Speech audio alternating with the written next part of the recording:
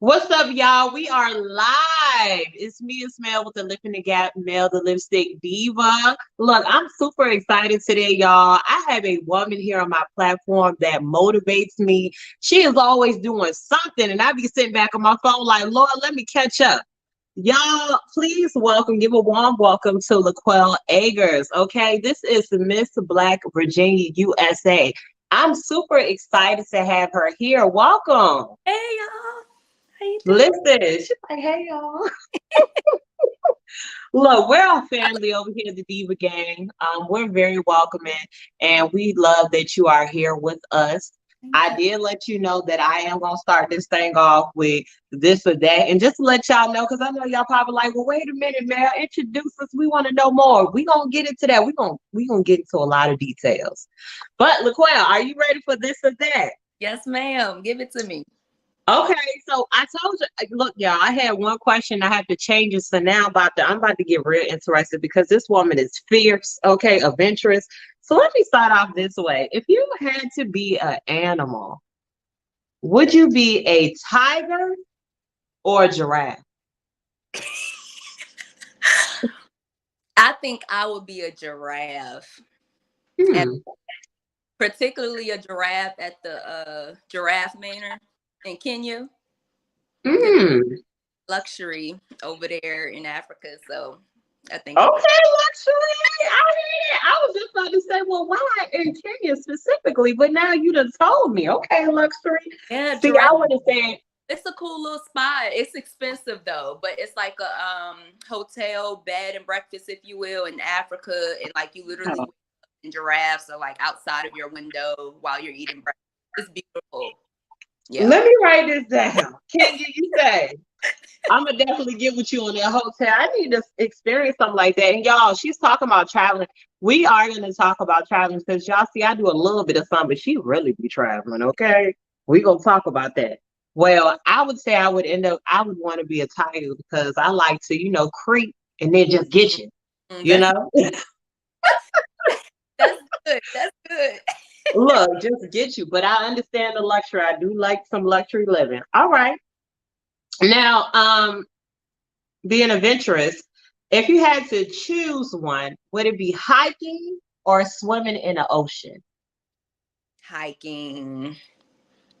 I don't too fast do ocean water. Like, and ironically enough, I love a good oceanfront vacation, but I just feel like it's too much lurking in the ocean that they haven't discovered yet. So I'll get my feet wet, but hiking, I'll go for a hike first. Listen, you sound like me. First of all, Mel don't know how to swim. Let me say that. So hiking all day, which I've been hiking with my good friend. I love to hike, but that ocean, don't y'all go up in there discovering nothing else. We don't need. We already got alligators walking around. Okay, Yeah, I'm don't good. need nothing else. Look, all right, and this is the last one. Back to traveling. If you had to choose, like if this was just, listen, I'm paying for it all, but you just got to pick one place. Would it be the United Kingdom or Jamaica? Oh, Jamaica for sure. Absolutely. Well, you know what? London is a grand time. I'm gonna go with my How gut. about the weather though? The weather does suck. The weather sucks. I guess just depending on what time of year you go. I went in around September, yeah, because I went for my birthday and it was very much rain, like cold. Um, Mm, Jamaica's a good time and the weather perfect. okay. Yeah. Okay, y'all know I went to Jamaica on a solo trip. I haven't went to London yet, but I know just from seeing on TV, I see that London usually is cloudy for the most part, and I didn't know that was really true because you can't believe everything on TV. But you said the weather won't all that good, so I'm with you on Jamaica. Yeah. You gonna get burnt up, so put your sunscreen on in Jamaica. And ladies, braids or wear your hair. Tie that The hair. frontals ain't gonna last there. Girl, I went to Jamaica wearing a wig, right? What I tell Mm. you, my friends could testify. Like we pulled up as soon as we got in the lobby. I took that wig off. Like when I tell you, it had to be over 100 something degrees. Like I was sweating as soon as we got out the van. So yes, the hair. Mm-hmm. Let me tell you something, y'all. I had to glue my frontal down every day. I had to glue it down every day. Jamaica weather, it could be 70 degrees, but it's gonna feel like 100. Yeah, it's real. Ain't nothing to play with. Okay. Well, I really did enjoy this or that. So just to get into a couple of things, like I said, if y'all just joining us, we do have Miss LaQuayle here, Agurs, Miss Black Virginia USA. Again, give it up for her. Welcome her to the channel. We have a woman here that has accomplished so many things thus far. First of all, like we mentioned, she is 2023 Miss Black Virginia USA. Okay, first of all, look, my girl just placed in the bodybuilding competitions. Let me say that. Solo traveling. Okay, and let me not forget education. And correct me if I'm wrong, Hampton University, correct? Absolutely. Yes, ma'am. Hampton University has her degree in journalism and communication. Yep. I did it. Okay, look, I did it. Look, I be looking. I be looking. And I love that because I love to talk. Even though when I went to college, I went for healthcare administration. But journalism and communication is right up my alley because I love to talk. I love to learn more about other people. And I want to find out more from you with that degree. I understand that you worked with a few magazines. Tell me more about that. Yeah, sure. So I pursued journalism off of the strength of writing. So ever since a child, I would read, I would write. And so while I was also a talker, I think that helped the field as well. I pursued print journalism. And so I was really interested in working in the magazine industry, particularly becoming the editor-in-chief of Cosmopolitan magazine. So that was like the ultimate goal. And so frankly, I kind of just did what I needed to do. I was cold calling and emails to whoever I felt had some type of connection or could pull some strings within hers. That's the company that owned Cosmo.com. And I got my foot in the door. And so I ended up emailing an editor who coincidentally went to Hampton.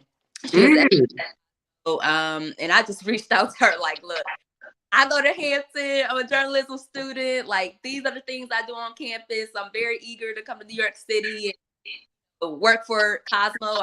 I my big dream of being the editor-in-chief and all those things. So we exchanged a few emails, and next thing you know, I was interning at Cosmopolitan. Yes. Yeah, I that's love it. Working at Essence and then working at InStyle magazine. And so, yeah, I kind of did that for a while, but ultimately I realized that the magazine industry just wasn't for me. Felt like it was just a little shallow, like some just the conversations and the things I was saying on a daily basis, for me just didn't sit right with my spirit and my morals. And so I was like, I gotta go. Right. And I literally woke up one morning, packed my stuff, told my parents I'm coming home. And Okay. I've been I'm in, coming home. yeah. So, but it Yes, wasn't. I love it. I mean, and I was going to ask you because I mean, you have given us your reasoning on leaving, but my question would be with everything going digital, is that not crippling the magazine industry right now? Yes, absolutely. There's been a number of print publications that have gone just digital. But I think too, like, people are always going to consume news. People always have, you're always going to have that niche population that loves like hard copy. And so, and especially for publications that have been around for so long. So we can speak about Essence, for example. Um, Essence audience, middle class, Black women, probably Right. between the 40, whatever. They come from a generation of print publications, things like, so that's what they like. So yes, definitely. Publications are going digital for sure because that's where the is, that's where the money is. Yeah. But there's still like successful publications around. Hence, still seeing newspapers, right? Like we go. Yeah. I remember when I was interning, they were saying by this time newspapers weren't even going to be around anymore, and yet we're still right. And so, I think there's pros and cons to both, and I think both has its place, but absolutely, like digital has become the thing. Yes, digital is the thing because, Yeah. like with me being a YouTuber, I know you said some things were shallow in the magazine industry, and I get that, like in the YouTube world, because a lot of times I'm not going to say weird, but at the same time, I do celebrity gossip. And sometimes it can seem a little shallow just by the information that you may be um, repeating that you have read from TMZ or from magazines or things like that. And at times, some things are like, yeah, I can't say that. I don't want to put that on my channel because it's shallow. It doesn't feel private to that person. I wouldn't feel well if someone put this information out about me. So I think as the industry as a whole, whether it's digital, magazine, it's pretty much the same thing. So I get what you're saying there. Now with that, would you go back and do it a different way or go for a different magazine company, or that's just dead at this point? That's a very good question. I don't think I would go the print route. I see myself, if I did anything in media and communications again, I definitely could see myself like in front of the camera, Mhm. doing some things with like travel, maybe YouTube, things of that sort. But as far as writing and magazine, no, I think that's done for me. And don't get me wrong, it was a worthwhile experience, right? Like absolutely amazing. Like the things I accomplished just from being in New York that short period of time, I never take for granted. It was just for me, like, and just to the point you made, as far as like, we all engage in the celebrity gossip and what's going on in this. Like we all live for it. I just couldn't like do it or consume it every single day. Like Mm. I felt like it needed to be separate for me. Like that kind of thing was like it's a guilty pleasure. It's not, I can't sustain my livelihood off of the back of, this. Right. And so, yeah, I definitely see like media and communications in my near future, just probably not necessarily in print or magazine. I can see that because you definitely do articulate yourself very well. And of course, first of all, you're doing so many things. So I can definitely see you going out there with YouTube, making those reels and just having those different lifestyle posts to let people know there's more to life and, motivate people like you have been doing because you definitely motivate me. I do want to switch gears a little bit because I know we were talking about your educational background. Just to switch a little bit. Now, with you being 2023 Miss Black Virginia USA, did you have you been thinking about this for some time that you wanted to do this, or what led you into this journey? Yeah, so excuse me, funny enough, so I served as Miss HBCU in 2016. Um, Okay. and at the time, I found an email of me in 2016 reaching out to the Miss Black USA organization wanting to do Miss Black Virginia, but the timing just didn't work out. And so that was years ago. I've been plotting on this, and then last year, I should say, I saw that they were looking for the next Miss Black Virginia, and this would be the last year I would qualify as far as my age. And so Oh. um I said, okay, why not? Like I'm back home now. So at that time I was living in New York. So really it wouldn't have worked out. But I was like, okay, I'm back in Virginia. This is literally the last year I could even qualify for it. Just go for it. And so I submitted, my materials and interviewed and all that fun stuff, and here I am. And so for me, it was important. So as far as pageantry, I'll say I've never been interested in the pageantry world in the sense of like the grand organization. So, you know, the Miss Mhm. America days. I pride myself on being Black and being a Black woman. Hence my Right.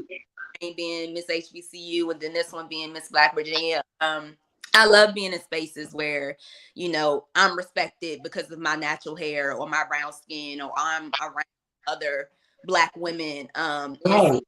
I could have, you know, pursued Miss Virginia or Miss Virginia USA, but I didn't want to. Like I don't need the validation of those bigger organizations as far as pageantry is concerned. Like I love being a representation for Black girls and Black women. And Yes. yes, I that's love that. a bigger reason for why I, you know, pursue this. And so I'm just excited to see, you know, what the rest of my reign has in store. And then we off to Miss Black USA in August. Yes, I love that. Like you just gave me like what your reasoning was behind it and not needing to go into the bigger organization because this is what you wanted and you knew your reasonings behind it. So I love that. Now, with that being said, because I know you said you're looking to see what you have in store for this reign. I see that you have been doing a lot of like community events. Like with that being said, what has been your it's been short so far. It hasn't been very long yet. But what has been your favorite event or opportunity you have been Miss Black Virginia? Yes. So I think the first thing that comes to mind is working with this organization called Girls on the Run. And it's a Mhm. nonprofit in the area that teaches girls like confidence, self-esteem, self-worth, all of those great through running. And so Oh wow. hanging out with them, like going, they had a 5K in December. I don't know, something about it was just invigorating. Like seeing, you don't see kids like excited about being outside anymore or like their health or things like that, you know, because as we were talking about, like things are so digital. They have the video games, they have their phones, they have all these things. But to see these little girls like running and excited about it, and then in that they're doing like, I can explain it well, but so when they're running their laps, right, every time they go around they get a stick. But with these sticks it comes with questions like what makes you happy today, or what motivates you to do X, Y, and Z. And Right. so the idea is that while they're running these laps, they're thinking about these prompts. And then when they come back before the next lap, there's someone right there who has that discussion with them about the prompt before they take the lap. And so, yeah, just working with Girls on the Run, and these little sweet girls, it's been great, man. Yes. Everything, uh, it encompasses everything that I've been working on so hard this year, as far as like my health and like my, you know, my self-worth, my self-esteem, like, um, being able to support these girls and all of those things. It was just like, it was super fun. Yes, I love that. That gives me a state of mind of running with a purpose because you know once you do this lap, hey, I got something else to think about, but something good. Yeah. Nothing that's pressure or stressful. And a lot of these young ladies need that. You know, a lot of them may not have someone at home, or just don't feel like they can talk to their mom. And when they have someone that can be like, big sister or just motivation, I think that makes them feel really good and helps boost their confidence. So I love to hear that. Yes. Okay. Now, I definitely wish you the best of luck on, the rest of your reign here with Miss Black Virginia. I can't wait to see what else you have in store with that portion. Um, I will say now, with that, along with your journey, I want to put these kind of into bodybuilding and fitness because I know you said you have a passion for fitness. I already know from when, I met you in Vegas and we talked about fitness a little bit. So, I'm like, hey, I'm on my weight loss journey. And, I remember you showed pictures and things like that. And that already had me like, wow, she got me I'm gonna keep going. But when I saw your pictures of you placing with doing bodybuilding, like your body is pow, like woo, like what made you go into like, hey, I'm gonna take this up another notch from just normal fitness, just keeping myself healthy, but I'm about to show them I'm cut up. What made you go that route? Well, thank you. So honestly, for me, it was really just about how much further I can push myself, like physically, mentally. I've always been the type of person that like when I accomplish something, it's like, okay, what's next? And so for example, when I first started my fitness journey, I reached out to my trainer only wanting to lose like 25, 30 pounds and I was going to be done. And then that turned into 40, that turned into 50, that turned into, and so it just kept going. And so my trainer she was like, what do you think about bodybuilding? Because she's a bodybuilder also. And I was just like, okay, like, I ain't think too much of it. And so when I actually started thinking about it, I was like, okay, this is just be another challenge, another way to see, how disciplined I could become, how much I really can push myself to do something that was unimaginable to me. And so, yeah, I just went for it. And don't get me wrong, it was a journey. Like, it was tough. It was probably honestly the toughest thing I've ever done in my life. But I got so much out of it as far as like just lessons learned and like just I got so much out of myself, like just things, the discipline, the grit, like I just didn't even know like existed within me. Right, that you had it in you. Right. And so yeah, after I finished it, I was like, bruh, it ain't nothing I can like It ain't nothing I can't do. Like I look at, like I compare, like I went back, not to say compare like that, but just going through your pictures, I look back versus previous like pictures to when you were bodybuilding. I'm like, man, that was determination. Like, was it anything like far as eating? Was it like you cut out a whole lot of stuff that you hadn't already cut out, or how was that like far as the food portion? Yeah, so I was on a very strict diet. So just like a lot of lean proteins, green veggies. My carbs pretty much started to go. So I was eating like sweet potatoes, some rice, but yeah, it was very little food. But I think too the part of bodybuilding, and I had to learn this as well. The part of bodybuilding don't understand is that it's a sport, and so the kind of food that I was eating and the small amounts of food that I was eating, like it was only for a short period of time, right? So no, it's not sustainable. It's not sustainable at all. Right. But it's just to have the look that day, like for the stage. And so yeah, my food was very, very strict, very clean cut as far as like literally the same thing every day for weeks, 6-7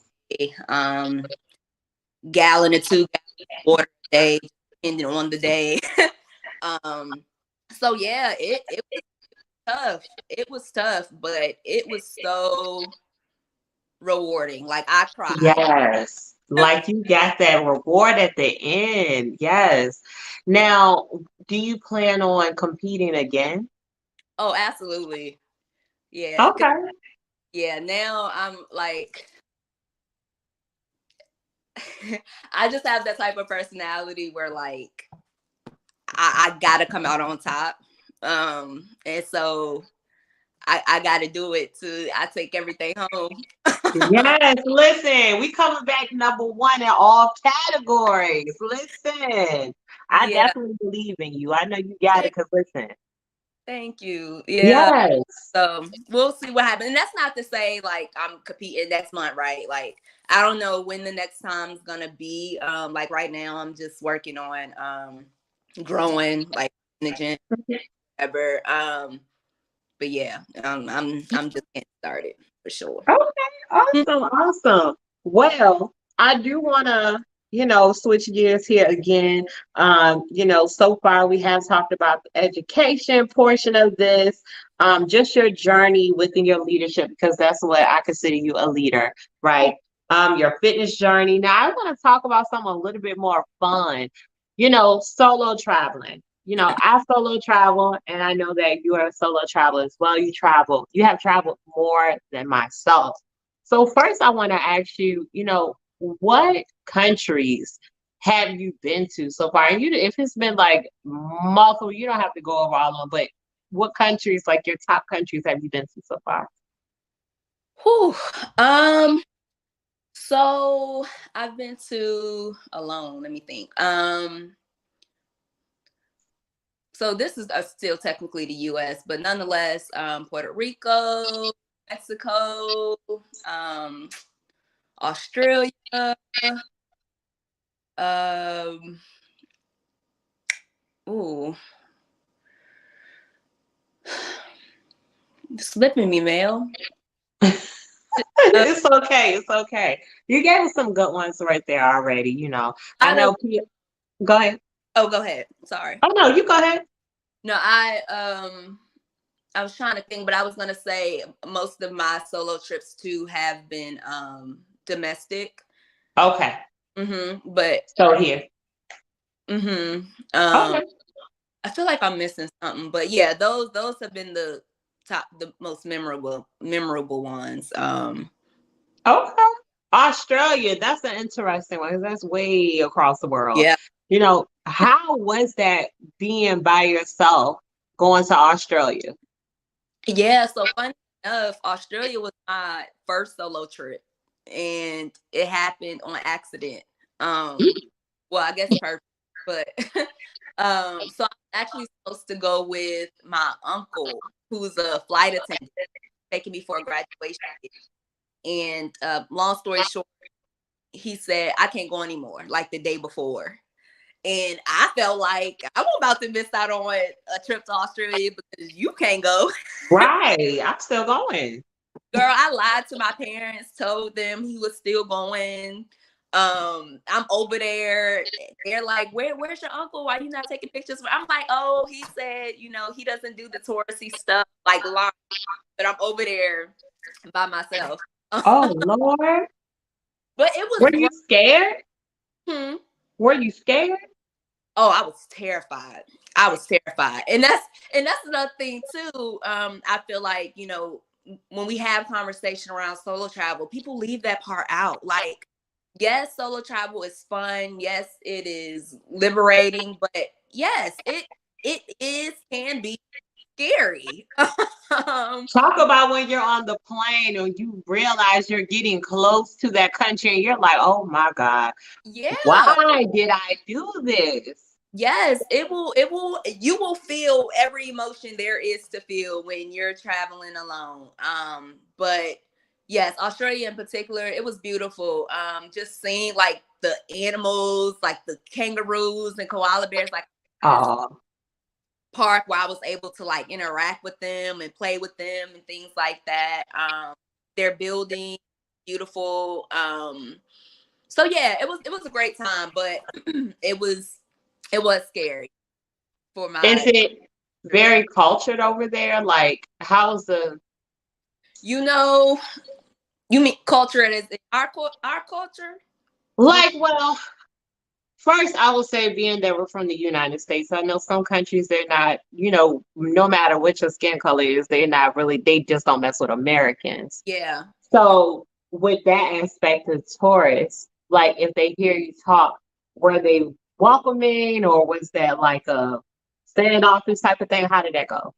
Yeah, good, that's a good question. So I had some mixed experiences over there. So um I did feel like they were a little more open about or to have like political conversations, for example. So I remember going over there, that was like I think right when Trump had started his like, election talk and things like that.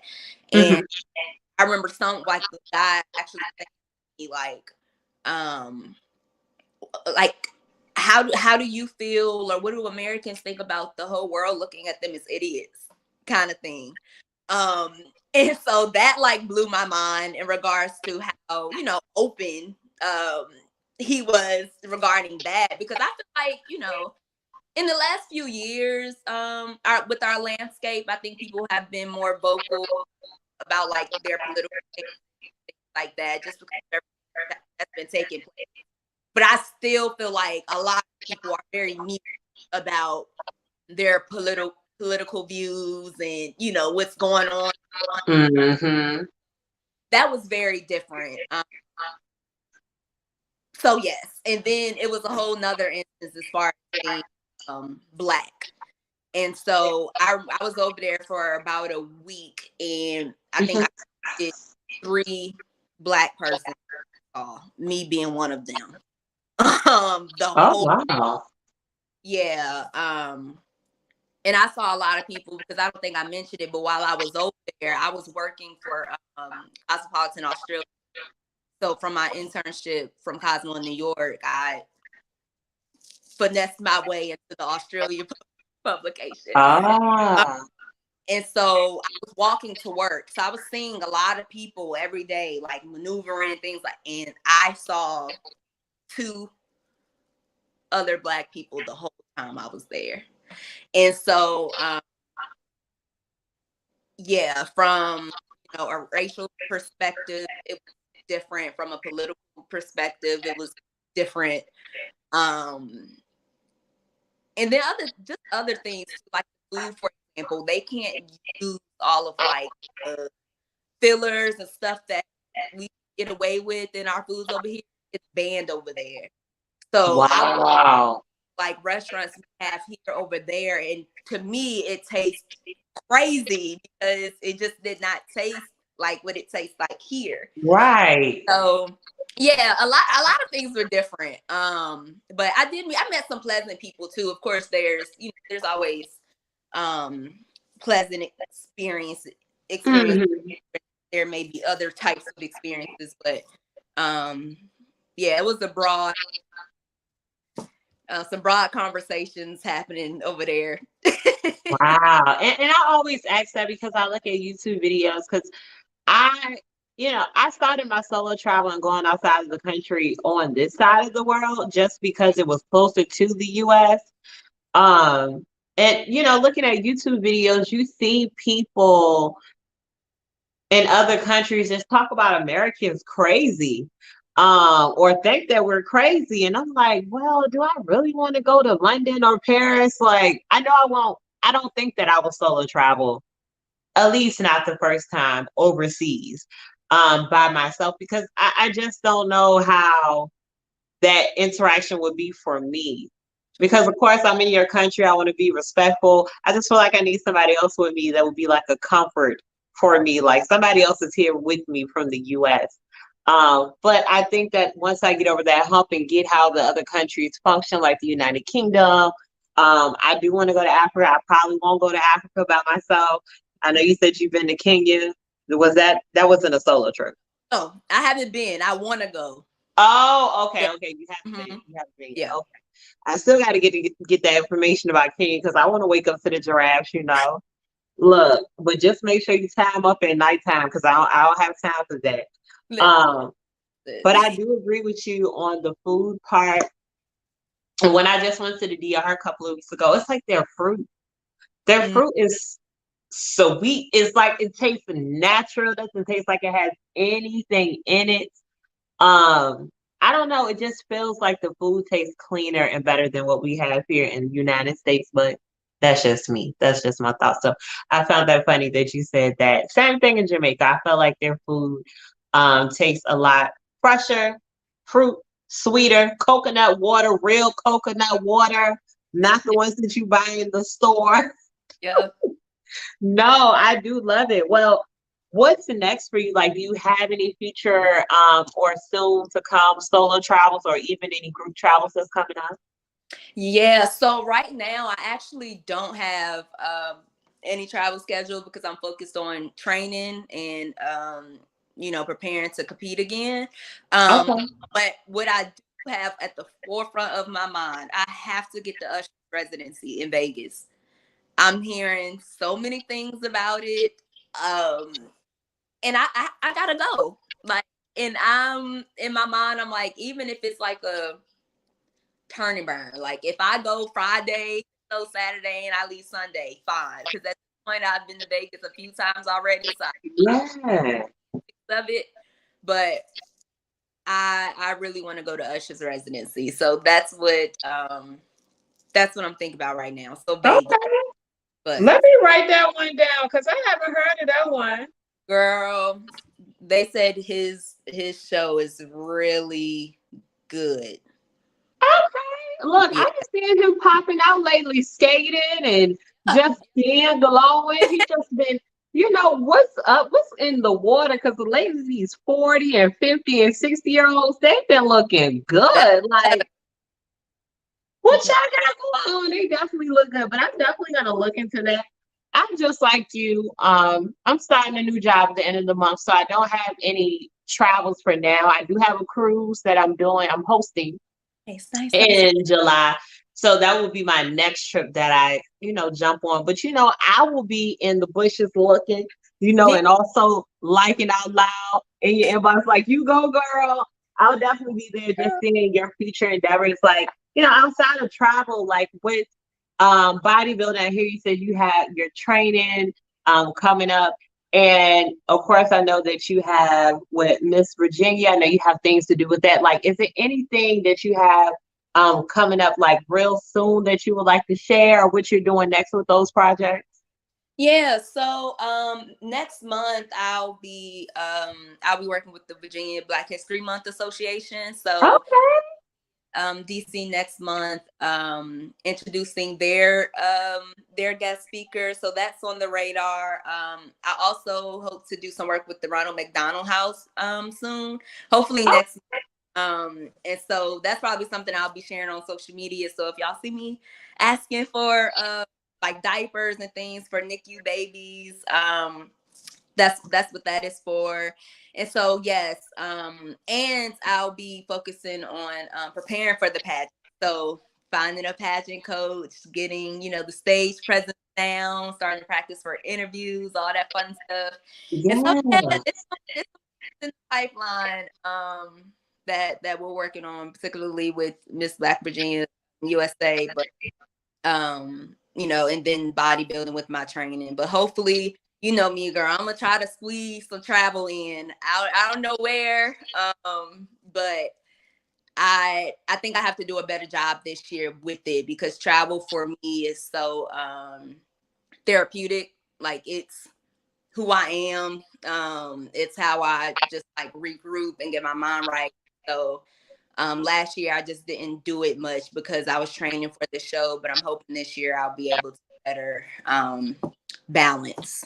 Like even Oh, if it's like road trip, but yeah, that's what's going. listen, traveling is totally relaxing. Like, cut my phone off. Well, I want to take pictures, but don't call me. I'm relaxing on vacation, so I totally get you.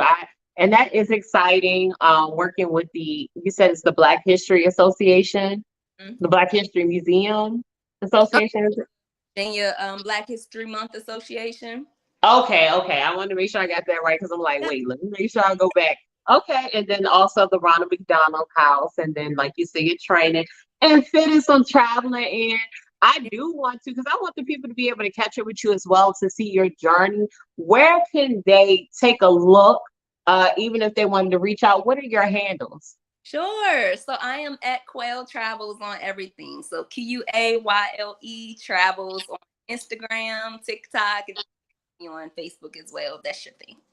Come on, Quell Travels. Look, y'all better follow because I be looking, y'all, on my timeline. I'm like, yes, girl, you better go ahead. I live for her posts, literally. I know I sound like a fangirl, and I am. I'm a fangirl right now, and that's okay. But I do want to thank you again so much, LaQuayle, for coming up, y'all. If you missed it, you better rewind and watch this interview because this has been amazing.